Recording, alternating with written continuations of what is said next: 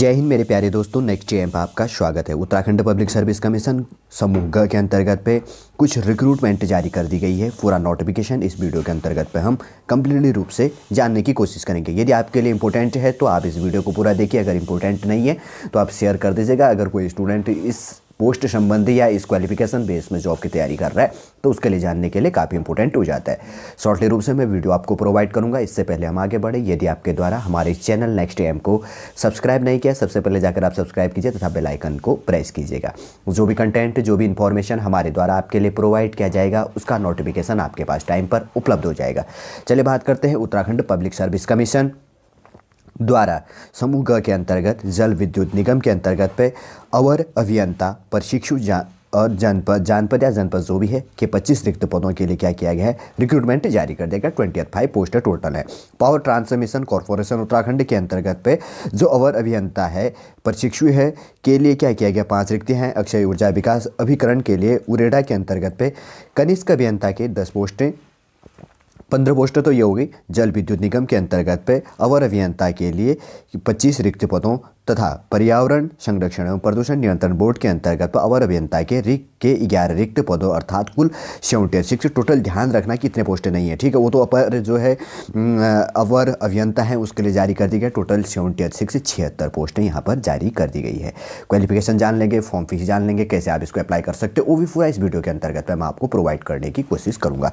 देखिए, इसको 10 तारीख को अपडेट कर दिया गया है, 10 दिसंबर को, और ऑनलाइन आवेदन आप 15 दिसंबर से कर सकते हैं और उसके बाद में 28 जनवरी 2022 तक आप लास्ट इसको क्या कर सकते हैं, आवेदन कर सकते हैं। और फीस पेमेंट कब है, 30 जनवरी 2022। लिखित परीक्षा इसका जून 2022 के अंतर्गत हो जाएगा। अलग अलग बेस में OMR बेस का क्या होना है, एग्जाम होना है। देखिए, कैटेगरी वाइज जो पोस्ट बांटी गई है 18 से लेकर 42। अब सैलरी वैली आप इतना कोई इंपॉर्टेंट है नहीं कि आप अभी ध्यान दें, बस अगर आप जॉब की तैयारी कर रहे हैं तो उसी प्रिपरेशन को ध्यान में रखो। 18 से लेकर 42 एज लिमिट होगी और इसके लिए देखिए क्या क्या क्वालिफिकेशन मांगा गया है वो चीज़ें जान इसके अंतर्गत पर ले लेते हैं, ठीक है। अनिवार्य जो है शैक्षणिक अर्हता की बात करें तो भारत राज्य सरकार द्वारा मान्यता प्राप्त पॉलिटेक्निक संस्थान में अभियांत्रिकी की संबंधी शाखा में 3 वर्षीय डिप्लोमा सामान्य अन्य श्रेणी के अभ्यर्थियों के लिए 55% अंकों के साथ एवं उत्तराखंड राज्य अनुसूचित जाति अनुसूचित जनजाति के अभ्यर्थियों के लिए उपरोक्त अर्हता परीक्षा में केवल उत्तीर्ण होना अवश्य होगा, ठीक है। विभागीय सामान्य एवं अन्य श्रेणी के उम्मीदवारों को हर परीक्षा में न्यूनतम 50% अंकों के साथ पे उत्तीर्ण होना चाहिए। पॉलिटेक्निकल बेस पे लिया जाएगा। लिखित परीक्षा के अंतर्गत 100 अंकों का होगा। Objective type with multiple choice question यहाँ पे पूछे जाएंगे। 2 घंटे का एग्जाम होगा। 100 अंकों की वस्तुनिष्ठ होगी। देख लेना, क्वेश्चन या तो 100 दे सकता है, 150 जो भी इनका टारगेट है। 120 मिनट होता है, बस आप टाइम को भी उसी रूप से एडजस्ट कीजिएगा। दूसरी पोस्ट है अवर अभियंता के लिए प्रशिक्षु के लिए 18 से लेकर 42 साल मांगा गया है इसके अंतर्गत पे, और छूट दिया जाएगा। और क्वालिफिकेशन की बात करें तो इसके अंतर्गत पे अनिवार्य जो इंपॉर्टेंट क्वालिफिकेशन है, सामान्य और अन्य पिछड़ा वर्ग, आर्थिक रूप से कमजोर वर्ग के अभ्यर्थियों के लिए केंद्र तथा राज्य सरकार अथवा AICTE से मान्यता प्राप्त पॉलिटेक्निकल संस्था से सिविल अभियांत्रिकी में 55% अंकों के साथ 3 वर्ष का आपके पास डिप्लोमा होना चाहिए। उत्तराखंड राज्य के अनुसूचित जाति अनुसूचित जनजाति के अभ्यर्थियों के लिए उपरोक्त अभियांत्रिकी शाखा में 3 वर्षीय डिप्लोमा उत्तीर्ण होना भी क्या होना चाहिए, आपके लिए इंपॉर्टेंट होना चाहिए। विभागीय power transmission corporation of Uttarakhand limited में कार्यरत अभ्यर्थियों के लिए उपरोक्त अभियांत्रिकी शाखा में 50% अंकों के साथ 3 वर्ष का डिप्लोमा होना क्या होना चाहिए, इंपॉर्टेंट होनी चाहिए। इसमें भी लिखित क्वेश्चन वही बेस में होगा। 100 मार्क्स का क्वेश्चन होगा। देखते हैं 100 क्वेश्चन पूछते कितने पूछते हैं, objective type with multiple choice. अगर आप इसके प्रिपरेशन कर रहे हैं तो आपको पता होगा। वैसे खासतौर पे एक नंबर का एक क्वेश्चन पूछता है एग्जामिनर। उसके बाद में है दूसरा है कनिष्क अभियंता के लिए क्वालिफिकेशन 21 से लेकर 42 साल, इसमें एज लिमिट मांगा गया है।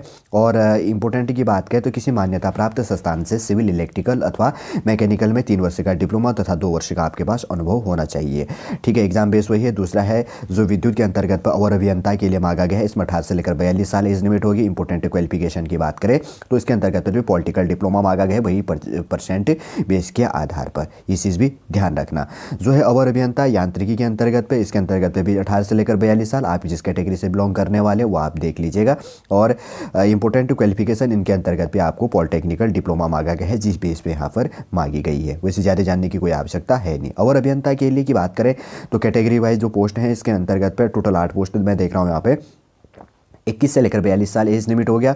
और इंपॉर्टेंट क्वालिफिकेशन की बात करें तो जनस्वास्थ्य, सिविल रसायन और पर्यावरण अभियांत्रिकी में डिप्लोमा आपके पास होना चाहिए, ठीक है। और इसमें क्वालिफिकेशन के लिए छूट भी दिया गया है, जिस बेस के अंतर्गत पे कुछ कुछ छूटें हैं। आप जब फॉर्म भरेंगे तो ऑटोमेटिक रूप से आपको ये चीज़ें मालूम पड़ जाएगी, ठीक है। समझ गए होंगे। अनापत्ति सर्टिफिकेट जो ये बाद में लगता है, जो इंपॉर्टेंट की पॉइंट इसके अंतर्गत पे निकल के आता था, वैसे तो मैंने आपको इसके अंतर्गत पे बताने की कोशिश कर दी। 18 पेजों का इंपॉर्टेंट है, ठीक।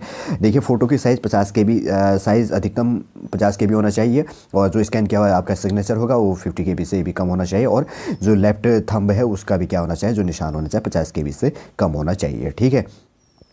3 चीज़ों इंपॉर्टेंटली रूप से यहाँ पर मांगा गया। पहले आपने फॉर्म भरा था तो तब आपको पता होगा, यदि आप न्यू बिगनर है, अगर आपको कोई कन्फ्यूजन है तो वो मैंने इसके अंतर्गत पे दूर कर दिया गया है, ठीक है। और इसके अंतर्गत पे जो है काफ़ी इसके अंतर्गत अगर फॉर्म फीस की बात करें तो फॉर्म फीस का तो इन पे जिक्र नहीं किया गया। शायद हाल ही में कुछ टाइम पहले मुख्यमंत्री उत्तराखंड के जो मुख्यमंत्री जी थे, उन्होंने कहा था कि 1 साल के लिए जो भी उत्तराखंड के अंतर्गत पे वैकेंसी आएगी तो उसके अंतर्गत पे फॉर्म फीस नहीं मांगा जाएगा, कुछ पोस्टों के अंतर्गत पे। जैसे कि यहाँ पर अगर दिया होता तो पूरा डिटेल इनके अंतर्गत पे दिया होता। अब आप कन्फ्यूजन मत होना कि फ़ीस कितना है, क्या चीज़ें हैं। अगर हो भी गई तो 200-300 रुपये इसके अंतर्गत पे फीस होगा, लेकिन इसके अंतर्गत पे फीस नहीं मांगा गया, ठीक है। समझ गए होंगे।